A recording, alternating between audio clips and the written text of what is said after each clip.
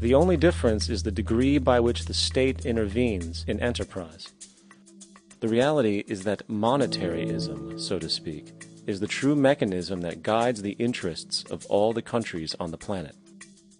The most aggressive and hence dominant variation of this monetaryism is the free enterprise system. The fundamental perspective, as put forth by early free market economists like Adam Smith, is that self-interest in competition leads to social prosperity, as the act of competition creates incentive, which motivates people to persevere. However, what isn't talked about is how a competition-based economy invariably leads to strategic corruption, power and wealth consolidation, social stratification, technological paralysis, labor abuse, and, ultimately, a covert form of government dictatorship by the rich elite. The word corruption is often defined as moral perversion. If a company dumps toxic waste into the ocean to save money, most people recognize this as corrupt behavior. On a more subtle level, when Walmart moves into a small town and forces small businesses to shut down for they are unable to compete, a gray area emerges. For what exactly is Walmart doing wrong? Why should they care about mom-and-pop organizations they destroy? Yet, even more subtly, when a person gets fired from their job because a new machine has been created which can do the work for less money, people tend to just accept that as the way it is, not seeing the inherent, corrupt inhumanity of such an action. Because the fact is, whether it is dumping toxic waste, having a monopoly enterprise, or downsizing the workforce, the motive is the same: profit. They are all different degrees of the same self-preserving mechanism, which always puts the well-being of people second to monetary gain. Therefore, corruption is not some byproduct of monetaryism. It is the very foundation. And while most people acknowledge this tendency on one level or another, the majority remains naive as to the broad ramifications of having such a selfish mechanism as the guiding mentality in society. Internal documents show that after this company positively, absolutely knew that they had a medication that was infected with the AIDS virus, they took the product off the market in the U.S. and then they dumped it in France, Europe, Asia, and Latin America. The U.S. government allowed it to happen. The FDA allowed this to happen. And now the government is completely looking the other way. Thousands of innocent hemophiliacs have died from the AIDS virus. This company knew absolutely that it was infected with AIDS. They dumped it because they wanted to turn this disaster into a profit. So you see, you have built-in corruption. We're all chiseling off each other, and you can't expect decency in that sort of thing. And feeling that, they don't know who to elect. They think in terms of a democracy, which is not possible in a monetary-based economy. If you have more money to advertise your position, the position you desire in government, that isn't a democracy. It serves those in positions of differential advantage. So it's always a dictatorship of the elitists, the financially wealthy.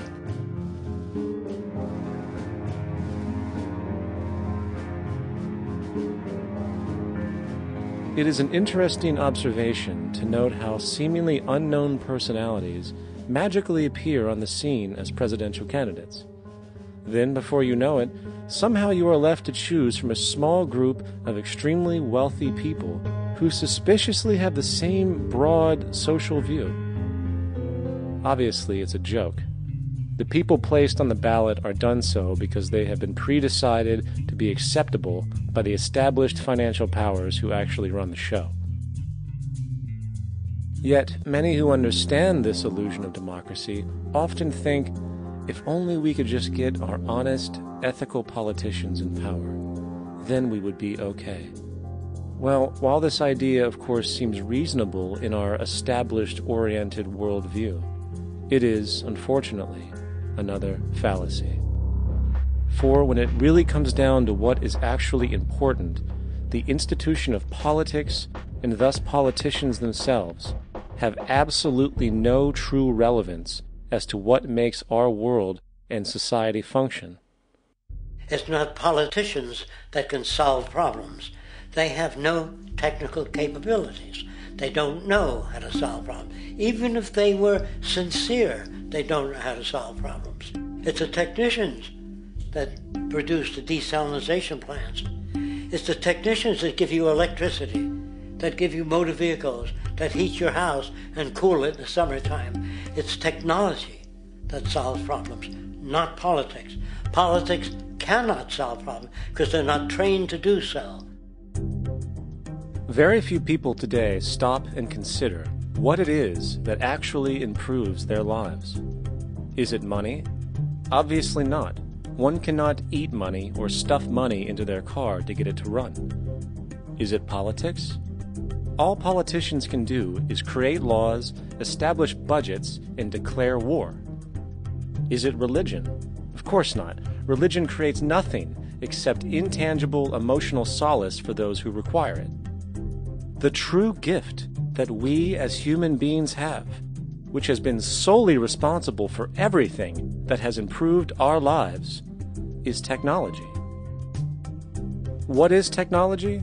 Technology is a pencil which allows one to solidify ideas on paper for communication. Technology is an automobile which allows one to travel faster than feet would allow. Technology is a pair of eyeglasses which enables sight for those who need it. Applied technology itself is merely an extension of human attributes which reduces human effort, freeing humans from a particular chore or problem.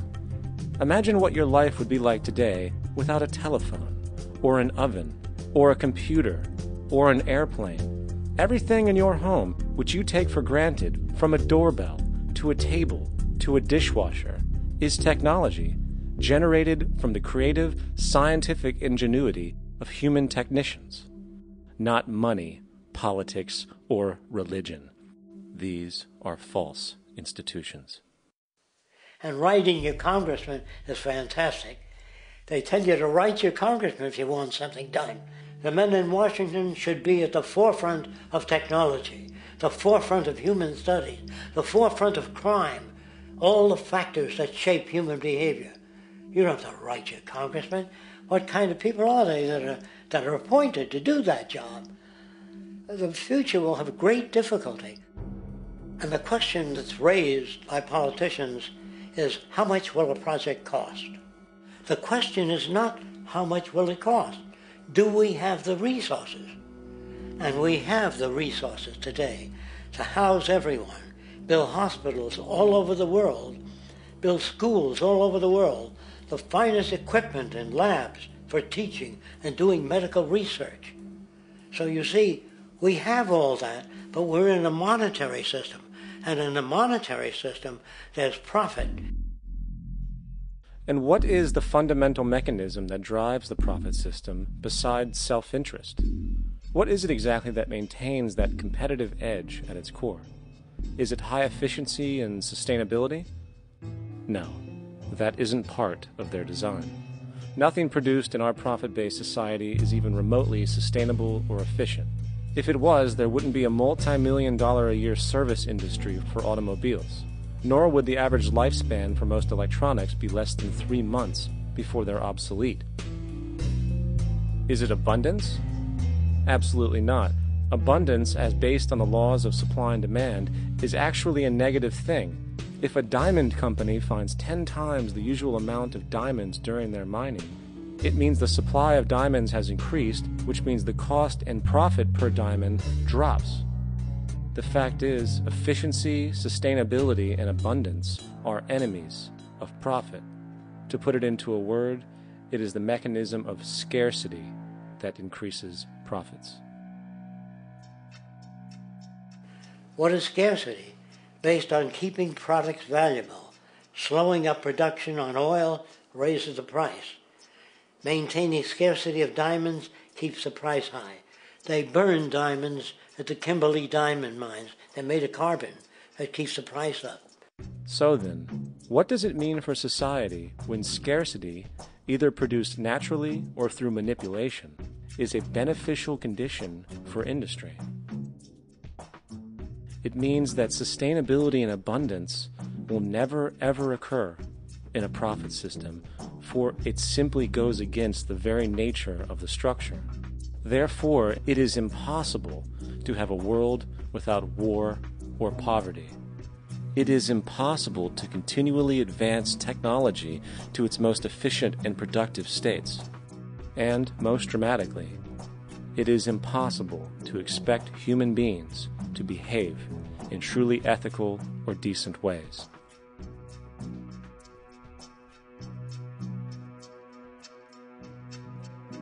People use the word instinct because they can't account for the behavior. They sit back and they evaluate with their lack of knowledge, and they say things like, humans are built a certain way, greed is a natural thing, as though they've worked for years on it, and it's no more natural than wearing clothing. What we want to do is to eliminate the causes of the problems, eliminate the processes that produce greed and bigotry and prejudice and people taking advantage of one another and elitism, eliminating the need for prisons and welfare.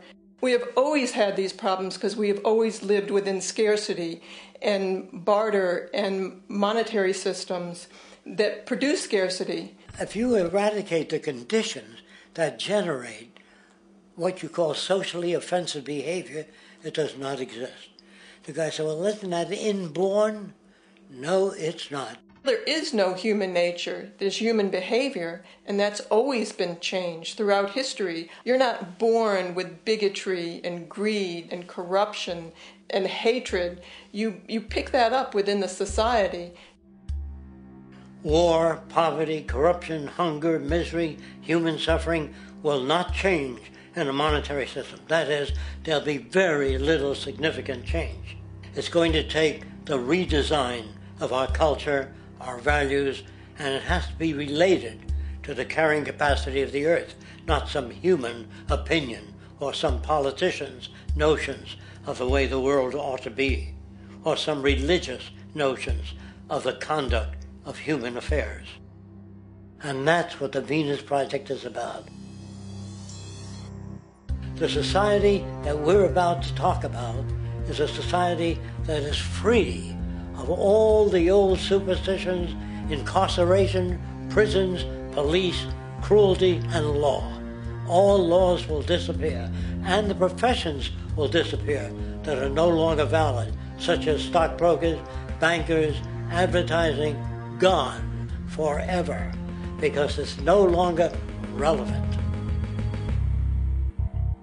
When we understand that it is technology devised by human ingenuity which frees humanity and increases our quality of life, we then realize that the most important focus we can have is on the intelligent management of the Earth's resources.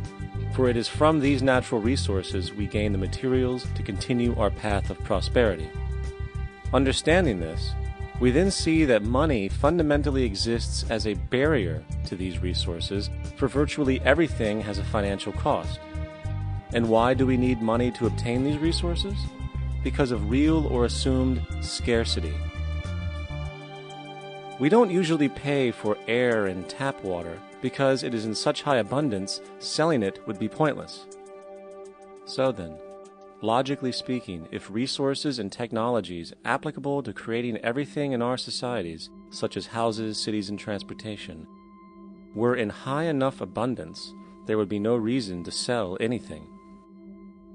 Likewise, if automation and machinery was so technologically advanced as to relieve human beings of labor, there would be no reason to have a job. And with these social aspects taken care of, there would be no reason to have money at all. So the ultimate question remains: do we on Earth have enough resources and technological understanding to create a society of such abundance that everything we have now could be available without a price tag and without the need for submission through employment? Yes, we do. We have the resources and technology to enable this at a minimum, along with